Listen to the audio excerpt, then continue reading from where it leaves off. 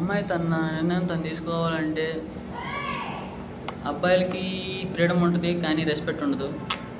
అమ్మాయిలు కోరుకుంటారు ఎందుకు తనకి రెస్పెక్ట్ ఉంటుంది కానీ ఫ్రీడమ్ ఉండదు కాబట్టి. సో తను చేయాలనేది తన కోరికలు తీర్చుకోవడం కోసం తనకేం కావాలి, ఫ్రీడమ్ కావాలి.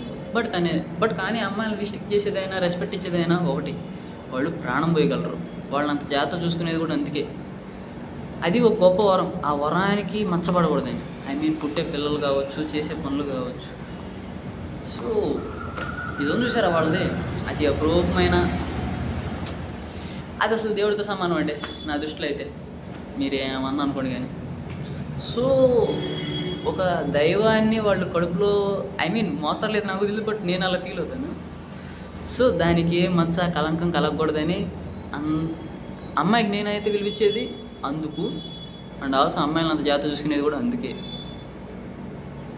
బట్ అమ్మాయిలు తన డిసిషన్ తను తీసుకోవాలంటే జస్ట్ తనకి ఏం కావాలి,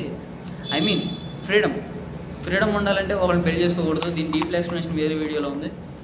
అండ్ ఆల్సో ఇండిపెండెంట్ అవ్వాలి. ఎందుకు, తను ఎవరి వల్ల బాధపడకూడదంటే తనంతట తాను నిలబడికెళ్తే బాధపడదు. అండ్ ఆల్సో ఈ రోజుల్లో మీకు పెళ్ళిళ్ళు కూడా అవసరం లేదు, ఆర్టిఫిషియల్ ఫర్టిలైజేషన్స్ వచ్చేసినాయి ఇక. మాకడితే పనే లేదు మీకు ఇంకా. యాజ్ ఏ అబ్బాయిగా నాకు బాధగానే ఉంది, బట్ ఏం చేస్తాం, మన చేతిలో లేదు, అస్సలు లేదు.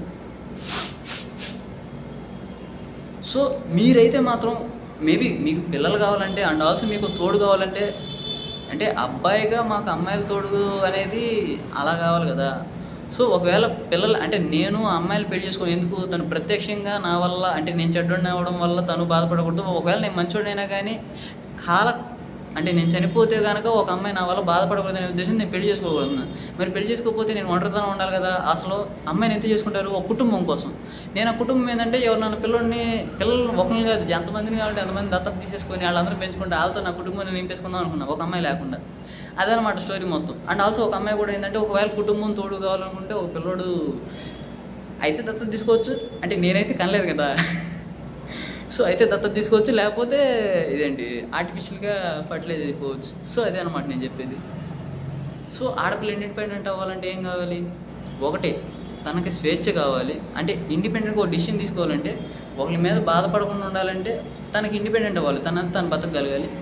సెకండ్ థింగ్, తనకు ఇష్టమైనదల్లా చేసుకోవాలంటే తనకు ఫ్రీడమ్ ఉండాలి. ఫ్రీడమ్ ఉండాలంటే ఎవరి వల్ల డిపెండెంట్ అవ్వకూడదు. అండ్ అసలు ఎవరితో పని ఉండకూడదు. యాజ్ ఏ మ్యారీడ్ అని కానీ, ఫాదర్ ఆఫ్ ఫ్యామిలీ అని కానీ, సంథింగ్ లైక్ దట్ అలాగే.